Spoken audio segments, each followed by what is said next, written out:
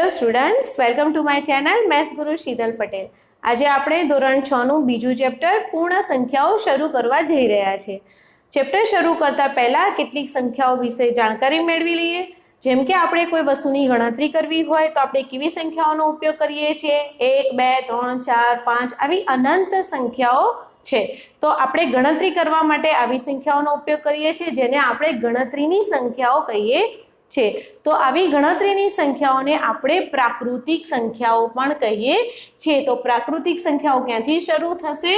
તો 1 2 3 4 આવી અનંત સંખ્યાઓ ચાલતી રહેશે જેને આપણે શું કહીશું?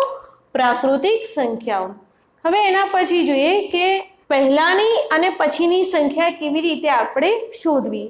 પહેલાની સંખ્યાને આપણે પૂર્વવર્તી પણ કહી શકીએ છીએ અને પ્રેડિસેસર પણ કહેવાય છે, અને પછીની સંખ્યાને આપણે પ્રતિવર્તી અને સક્સેસર પણ કહી શકીએ છીએ। એટલે કે કોઈ પણ આપણને સંખ્યા આપેલી હોય તો એ સંખ્યાની પહેલાની સંખ્યા શોધવાની કઈ હોય, એ સંખ્યાની પછીની સંખ્યા શોધવાની કઈ હોય, તો આપણે કેવી રીતે શોધી શકીએ?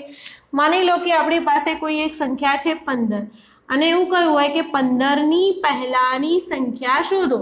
તો એના પહેલાની એટલે કે તરત પહેલાની સંખ્યા કઈ બનશે? તો જે સંખ્યા આપી છે એ સંખ્યામાંથી આપણે શું કરવાના છે? 1 બાદ કરી દેવાના છે, તો આપણને એના પહેલાની સંખ્યા મળી જશે 14।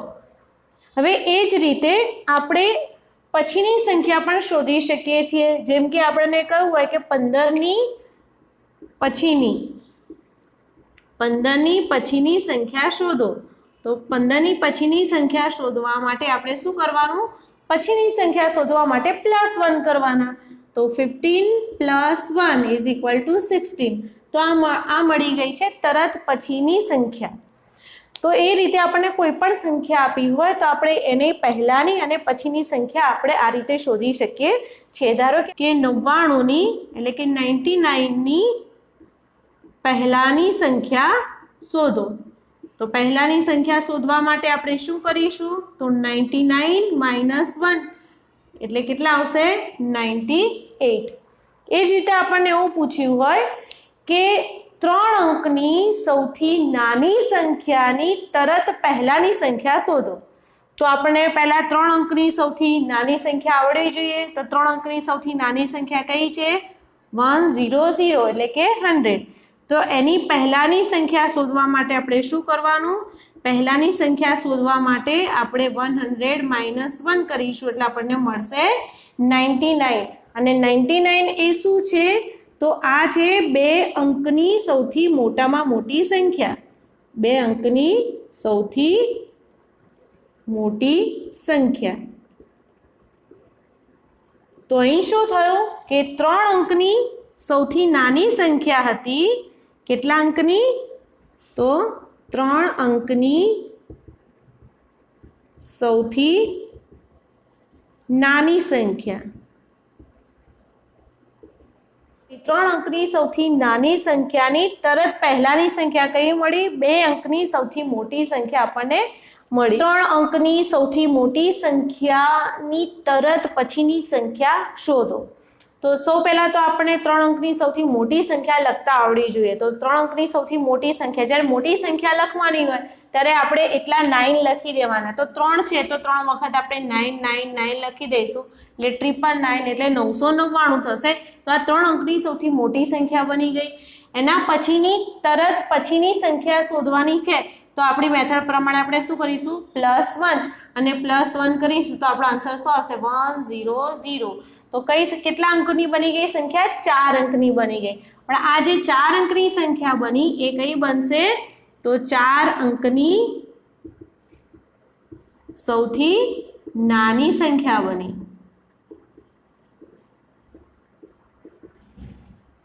તો આ 3 અંકની સૌથી મોટી સંખ્યા હતી, એના પછીની સંખ્યા આપણે શોધવાની આવી તો કઈ મળી આપણને? 4 અંકની સૌથી નાની સંખ્યા મળી। એ જ રીતે 4 અંકની સૌથી નાની સંખ્યાની તરત પહેલાની સંખ્યા પૂછી હોય તો આપણે કઈ રીતે યાદ રાખીશું કે આપણને 3 અંકની સૌથી મોટી સંખ્યા મળશે।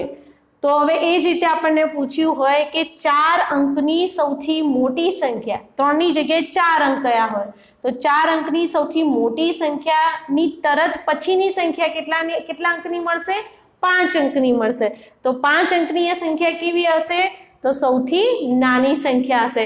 એટલે કે અહીંયા આપણને કહ્યું હોય 4 અંક, તો 4 અંકની તરત પછીની સંખ્યા કઈ મળશે? તો 5 અંકની મળશે. એટલે 1 ની પાછળ 4 0 સેટ કરી દઈએ એટલે ટોટલ 5 અંક થઈ ગયા. તો આ બની ગઈ 5 અંકની સૌથી નાની સંખ્યા. એ રીતે આપણને કોઈ પણ સંખ્યા આપી હોય તો આપણે તરત પહેલાની અને તરત પછીની સંખ્યા શોધી શકીએ. આપણે પ્રાકૃતિક સંખ્યાઓની વાત કરી કે પ્રાકૃતિક સંખ્યાઓ 1 થી શરૂ થાય છે અને અનંત સુધી વિસ્તરેલી છે. એટલે કે 1 2 3 એમ અનંત સુધી આ સંખ્યાઓ વિસ્તરેલી છે. 1 ની તરત પછીની સંખ્યા મળે છે 2, 2 ની તરત પછીની સંખ્યા મળે છે 3, એમ આગળ જતા આપણને તરત પછીની સંખ્યાઓ આપણે શોધી શકીએ છીએ. તો આપણને કોઈ એવું પૂછે કે સૌથી મોટી પ્રાકૃતિક સંખ્યા શોધો, તો શું આપણે શોધી શકીશું? તો સૌથી મોટી પ્રાકૃતિક સંખ્યા આપણે શોધી શકીશું નહીં. કેમ? કારણ કે જો આપણને કોઈ એવો દાવો કરે કે આ સૌથી મોટી પ્રાકૃતિક સંખ્યા છે, જો આની અંદર +1 ઉમેરીએ છીએ તો આપણને એના પછીની સંખ્યા મળે છે અને એટલા માટે આપણે એવું ન કહી શકીએ કે સૌથી મોટી પ્રાકૃતિક સંખ્યા આ છે. તો આ રીતે આપણે સૌથી મોટી પ્રાકૃતિક સંખ્યા શોધી શકીએ નહીં. હવે એ જ રીતે જો આપણને એવું કોઈ પૂછે કે પ્રાકૃતિક સંખ્યાઓમાં એવી કોઈ સંખ્યા ખરી જેની પહેલાની પ્રાકૃતિક સંખ્યા આપણને મળતી નથી, તો એવી સંખ્યા છે 1. એટલે કે 1 ની પહેલાની પ્રાકૃતિક સંખ્યા આપણને મળતી નથી, કારણ કે પ્રાકૃતિક સંખ્યાઓ ક્યાંથી શરૂ થાય છે? 1 થી. તો 1 ની પહેલાની સંખ્યા કઈ હશે?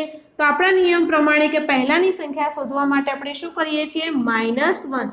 એટલે 1 - 1 તો આન્સર આવશે 0. તો આ શૂન્યનો સમાવેશ એ પ્રાકૃતિક સંખ્યાની અંદર થતો નથી. એટલા માટે 1 એ એવી પ્રાકૃતિક સંખ્યા છે કે જેની પહેલાની પ્રાકૃતિક સંખ્યા આપણને મળતી નથી. તો હવે આ જે શૂન્ય છે એ શૂન્યનો સમાવેશ કયા સંખ્યાગણની અંદર થશે? તો એ શૂન્યનો સમાવેશ થશે પૂર્ણ સંખ્યાઓની અંદર, જે આપણા ચેપ્ટરનું નામ છે પૂર્ણ સંખ્યાઓ. એ પૂર્ણ સંખ્યાઓની અંદર પૂર્ણ સંખ્યાઓ, તો આ જે શૂન્યનો સમાવેશ છે એ પૂર્ણ સંખ્યાની અંદર થશે. એટલે કે શૂન્ય અને બધી જ પ્રાકૃતિક સંખ્યાઓ, એટલે કે બધી જ પ્રાકૃતિક સંખ્યાઓ 1 2 3 ક્યાં સુધી? અનંત સુધી. તો સૌથી નાની પૂર્ણ સંખ્યા કઈ મળશે આપણને? 0. અને એ જ રીતે સૌથી નાની પ્રાકૃતિક સંખ્યા મળશે 1. તો આપણને એવું કોઈ પૂછે કે શું બધી જ પ્રાકૃતિક સંખ્યાઓને આપણે પૂર્ણ સંખ્યાઓ કહી શકીશું? તો જવાબમાં આપણે શું કહીશું? હા, કારણ કે બધી જ પ્રાકૃતિક સંખ્યાઓનો સમાવેશ ક્યાં થઈ જાય છે? પૂર્ણ સંખ્યા ગણની અંદર થઈ જાય છે. પૂર્ણ સંખ્યાઓ, આ બધી જ પ્રાકૃતિક સંખ્યાઓ ક્યાં આવી જાય છે? પૂર્ણ સંખ્યાઓની અંદર. અને એટલા માટે બધી જ પ્રાકૃતિક સંખ્યાઓને આપણે પૂર્ણ સંખ્યાઓ કહી શકીશું. તો એ રીતે બધી જ પૂર્ણ સંખ્યાઓને આપણે પ્રાકૃતિક સંખ્યાઓ કહી શકીશું? તો ના. કેમ? કારણ કે શૂન્યનો સમાવેશ એ પ્રાકૃતિક સંખ્યાની અંદર થતો નથી. એટલા માટે આપણે એવું ન કહી શકીએ કે બધી જ પૂર્ણ સંખ્યાઓ એ પ્રાકૃતિક સંખ્યાઓ છે.